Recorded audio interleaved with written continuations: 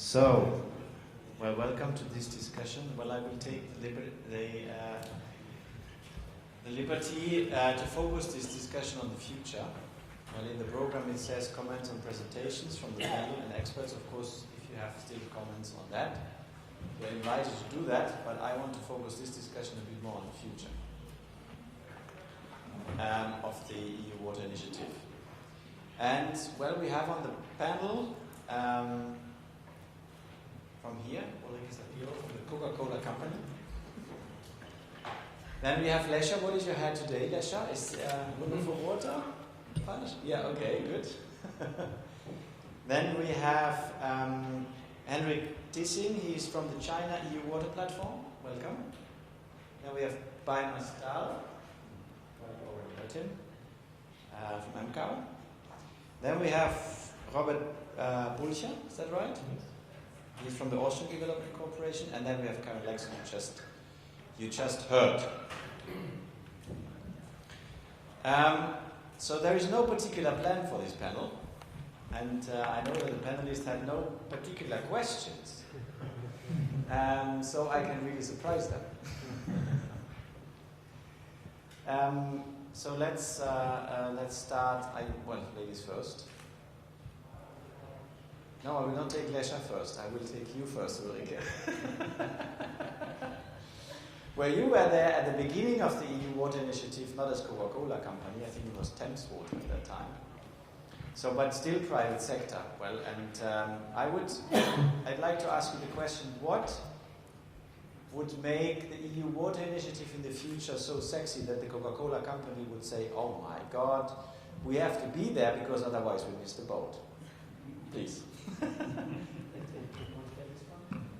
Yeah, thank you. Of course, thank you for clarifying that I'm not engaged in the EU Water Initiative as Coca-Cola, but I was there for my previous employer, Thames Water, a utility, so a classic private partner for these sort of initiatives in the early 2000s, which probably is a sign itself of how things have moved on from the utilities being the main private sector being involved in water supply and sanitation at that time, and now I think the picture has changed and it is seen on the ground, but it's also seen in conferences like this one, that you have a much more diverse portfolio of companies being engaged, involved, and actually investing real money into supplying water and sanitation. So I think that's the first little observation, but of course anniversaries are always having this uncomfortable moment where you sort of think back of where you have been and who you were and what you were 10 years ago. And apart from feeling older, you also sort of think about the beginnings and what situations were there. And again, for the private sector, I think one of the things to remember is the enormous controversy that happened and that existed around having the private sector on the table at all. And the endless discussions about whether or not there should be any private sector involved, or whether they should just be sitting in the back, if at all be in the room, or whether they should be involved, and how long it took actually to come to some sort of working conclusion. And again there, I think the positive news is that these controversies have somewhat subsided. They have not gone away, certainly, and you have to look at this in a case-by-case basis.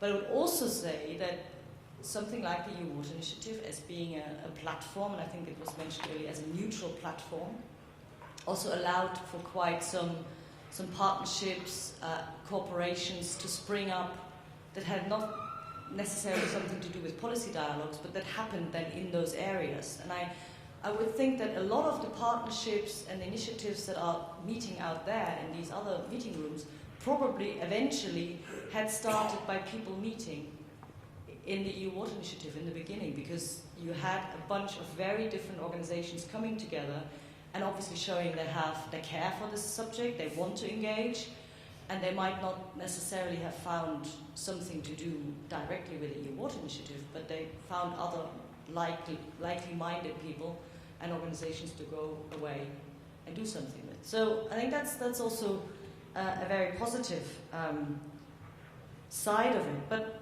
again, we've heard that we haven't quite achieved all the targets of the MDGs. 10 years are a long time in the life of an individual, and there can be a lot of things happen in my life in the last 10 years, and I wonder how much real impact has the EU Water Initiative made in the life of individual people, and of how many individual people. And the argument would be that as long as there are people out there that don't have access to water and sanitation, and they still suffer from that lack, the role of something like this platform isn't over. But it needs to evolve, it needs to move on.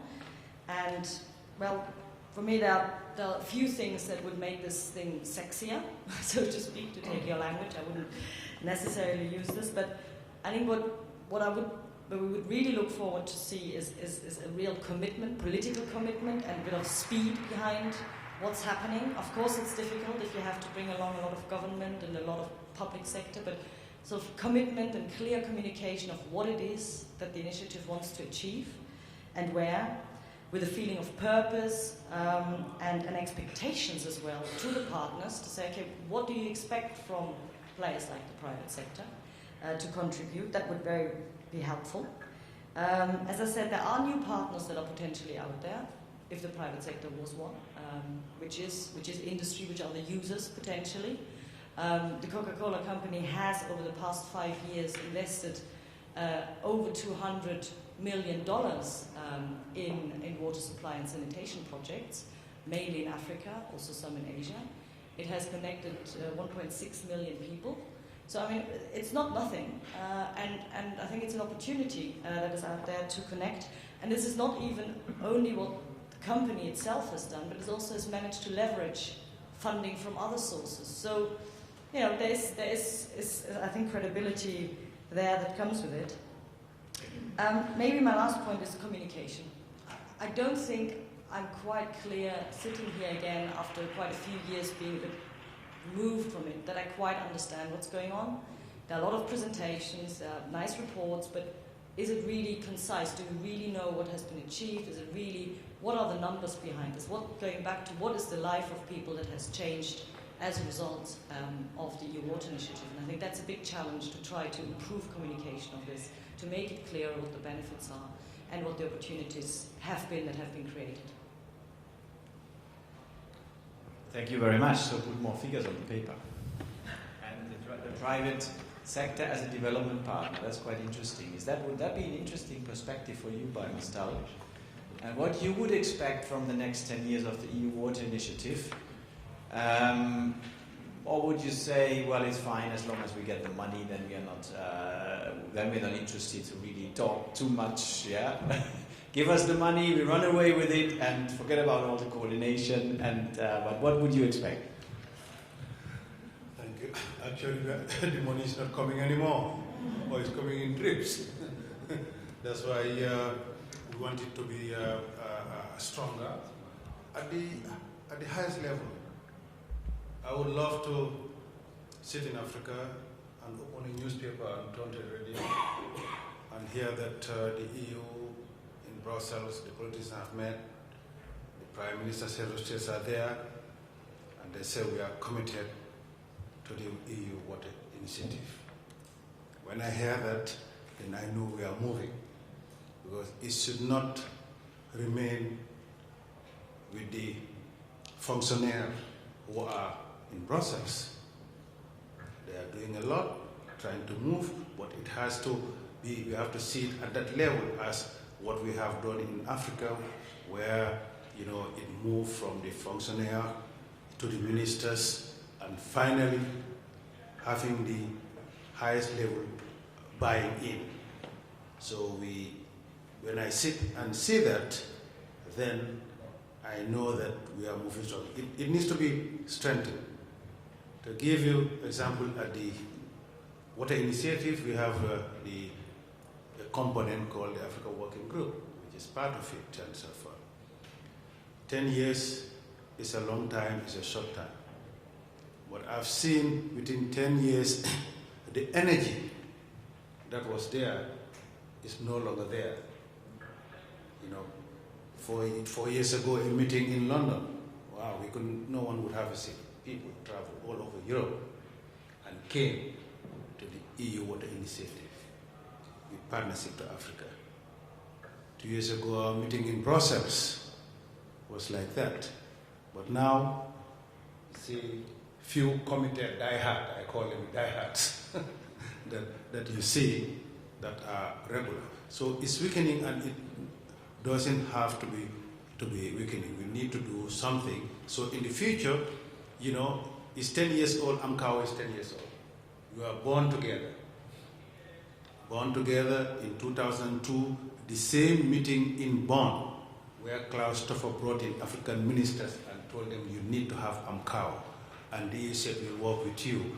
And Amkawa is getting stronger and stronger, and the partner is not getting as strong, and water is not becoming a priority. So in the future, what I would like to see is that bond that put us together, you know, make it stronger, for that we can turn to the EU, and not necessarily for funding, but support can be in different ways. Not necessarily funding, but funding is good. And now we know that our colleague from Coca-Cola has said, now we have to be moving to the private sector. We are talking about PPPs. I'm trying to engage the private sector, because they are users of water. They are saying that they are spending over $100 and something million on water. I met up with them in Hague, Pepsi-Cola, Coca-Cola, Nestle. I said, you are spending all of that money and the people in Africa don't know. It's only at the area where you spend it. So they need to do a better work. Because when you talk about Coca-Cola, they say, oh, they make a lot of money, they use a lot of water. So in countries where they are not investing in water, they don't know that they invest in water. And I told them, look here, Amkawa is an entry point to show the good work that you are doing. But they don't, nobody knows except at the locality where you are pumping water. So we need that partnership. I like to see that in the future. We do. Just in passing, in October, I'm going to the US and having an appointment to go to Atlanta to talk to Coca-Cola. It's being arranged already. So we need Coca-Cola in Africa, Europe, and so forth, so that we can develop that private partnership. Yeah, it's of course, to get this, put the political leadership behind a broad and a committed coordination, it's always very difficult. And of course, as well within the European Union, very often national interests or national policies dominate than joint policies. So, for instance, if I pick out the very striking and clear result that there are donor darlings and donor orphans in Africa, it's known, it's on the table, and still it's very difficult for us to make that turn. And I think it's not within the water group where we can do that turn. We only can map it out. It's not within our mandate to make that shift. We cannot suddenly engage in fragile states through our own decisions. So it's beyond our capabilities, beyond our mandate to make that shift, and therefore we need to have a division of labor which is at a much higher level, and there we need to find the right persons to talk to, and the message is already clear, and I think we have to build on that. A lot has been done. At the same, at the African side, for instance, the Itiquini Declaration, which was a very powerful declaration, which was very good on pushing on the sanitation agenda at the African level. And at the end of the day, yeah, there are clear commitments there. if I remember very well, by Mas will correct me, 0.5 of the national budgets should go to sanitation. So where are we now? So we can still, of course, go back to pull together the figures, but we need to talk to the right people, and which is happening as well already with the Sanitation and Water for All initiative, for instance, where ministers of finance sit together with the ministers of water, and the messages are clear as well. That so we have figures how much it costs the global economy or the national economies if sanitation is neglected. So I think there is already very solid, good material which is produced. So now we need really to move on and change the habits. Okay, thank you. Well, the same question to you, let's say. Well, you took the burden of chairing the African Working Group, co-chair the African Working Group for quite some time, and but isn't it a disaster that you have an initiative which was signed up at the highest political level of the EU, and then no member state can be found to follow up on, let's say, on what you did? What is the problem? Yeah, well, thank you. Well, the only thing I can do is give you my personal opinion on what happened in the African Working Group the last 10 years. Well, I think Robert already was clear. This has something to do with national interest, priority be given to national development programs instead of kind of multilateral EU-oriented type of cooperation processes. And the EU is growing. We are still a bunch of independent, states that are really, having an own agenda and then an EU agenda. But the EU agenda is Brussels is relatively far away from The Hague, so to say, in a lot of the minds of politicians. So the code of conduct, Robert said, and the division of labor, I think, contributed to the fact that we divided work and say, well, okay, you do this, you do this, you do this, and then we focus on what we are supposed to be doing and what we do. There's a tendency that we're all overloaded with work. The governments are decreasing the size. More work comes to the bureaucrats, and they really don't have time and energy for all these kind of talks in Brussels. So one thing which we have to do, our meetings should be more sexy. They're not appealing to come to. Really, the agendas are often very boring, hard to understand. If you miss out for one day on what's happening, it's very hard to understand them. So I don't know how we're going to do it, but we have to make it more appealing to say, member states, so they really join in. I think when we had the water facility, there was some kind of more buy-in at that time, because there was some kind of money somewhere on the table, and people thought when you participate in these meetings, then you will have an inside road to the water facility, which was not the case, but that's what people thought, so they came. So I think that's what we have to learn. Maybe we have to connect it to more to beef on the table. No, talking for talking, people are fed up with that. They want to talk business. And apparently we have not been able to put business on the table, that people feel there's substance. And the last thing I like to say is that, what was it? I saw there was something clever. I should say something clever. At the end of the day, I forgot it. But maybe it comes back, I come back to you. Yeah, no, just one thing. What was it? It was about division of labor. We discussed it. No, forget it. Don't worry, if it comes back. Well, Lesha, I come to you. Well, is that a problem that you also observe? Well, because you observe all the member states and all the donors, that you can see that there is a change in development policies more to national interests. Is that a problem what the EU Water Initiative also faces? And what would be your success story that the women would stay and work in the EU Water Initiative? I think I've seen two things happening, and one is probably under the heading of interest, either personal or national, or maybe even professional. And it was something I think that came up a few times. There's a very funny mechanism if the word water does not appear on an agenda. People who are interested in water tend to just not go there.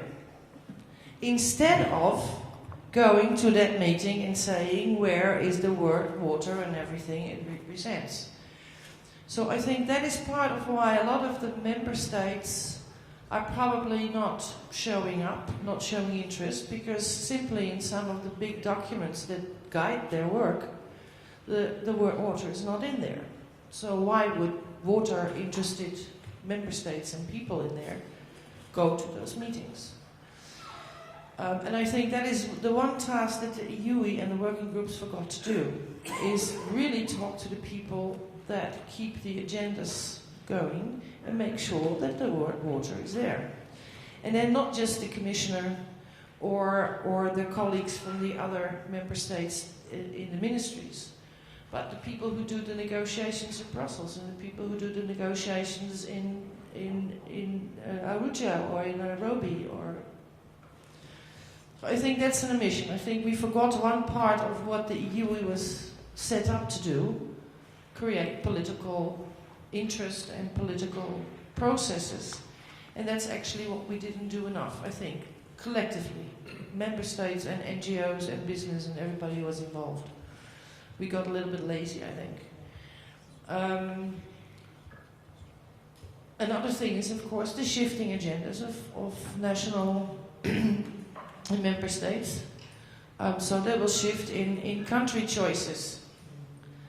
And maybe one of the things that the EU should have done is say, okay, if this is the easy choice for the countries to invest in water, then the task that is different for the coordination of the EU is that we will look at the countries that are not the darlings and for whatever reasons don't show up at number 1 to 10 on the lists of the national governments, but actually look at how can we assist collectively for the ones that are not on the popularity list.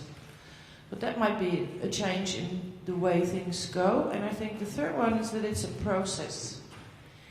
And governments, ministers, and consequently ministerial staff tend to say, okay, I am in a project cycle. And whether that is a project cycle for the budget of the government, or it's the project cycle for the next election, or it's the project cycle of the company, we want the annual report and then the project has to be finished. And one of the things that the EU does not do is projects. The EU, to my mind, is a process. It is trying to create a shared set of criteria, of ideas, of exchanging ideas, of getting people on board, and that takes an awful lot of time. So the tangible result is not there in the next meeting. It's probably not even there the next year. And maybe it's not really, I agree with you that sometimes the information is very, very inaccessible, so that's not inviting. But at the end, it's the process, I think, also, Rika, that you described. It's the people who are sitting there and having a common interest and get to know each other. And whether they find the project in that room or in the next room or at the next meeting is less important. The thing is that they have started to look at ideas. And my last remark is about the involvement of women. I think it is absolutely, totally crucial that women and women's organizations are involved in this type of processes, because it's one of the very few mechanisms around, and that is the big plus of the EUE, where civil society, NGOs, business, local authorities, let's not forget them, are actually involved at the equal footing to talk about these kind of issues, and where it's not about you are from that group and you are from that group, but what can we do together? And the Dublin principle on the pivotal role of women is still sitting there as a principle, and it's still not the day-to-day business. So if EUE can insist, and I think a mechanism like EUE can, then women should be there and all the other major groups as well. Thank you. Well, we are running out of time, Karin. Very quickly, well, in the light what you presented, could the UV play a role in that dialogue on the SDGs and the follow-up of the MDGs in terms of getting the Water Act, let's say, together? Very quick. Yeah, very much so. I think, in general, I would say that the water community as a whole could have been much more engaged in the RE plus 20 process than we were. And I believe that the initiative could be very important also, because here we have Europeans and we have Africans and we have also people coming from other, and in those processes it's also always very important to bridge those gaps that are between different groups, and water could set an example on those sort of confidence building processes, and here I think the initiative could play a role. And as I said before, we don't have very much time. It's really very important to raise the issue of water higher up on the agenda, and that goes for the SDGs as well.